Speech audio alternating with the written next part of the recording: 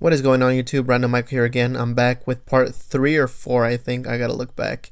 To watch subbed and dubbed websites. Gonna jump straight into it. gogoanime.ai. I'll leave it in the description below as well as on the screen. This website I just found out about. You can watch a lot of different animes. You can also change it from subbed to dubbed. Tapping that little section right there. Shows you all the animes that are in dub. Or you can also look them up. Go ahead and do one. Pretty requested one was Black Clover. You see all the different Black Clovers that pops up. You look for the one that says dub, TV dub. There are some ads, which is a pain, but look, it shows you all the episodes that are available in dub. It's a pretty awesome website. Check it out. You guys get the chance.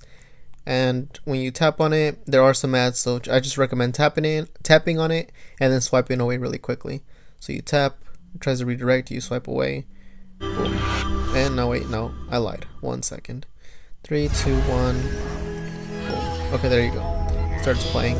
Well, I hope you guys enjoyed. Leave a comment, subscribe, whatever you guys can do. It helps me out a lot. Have yourselves a good day.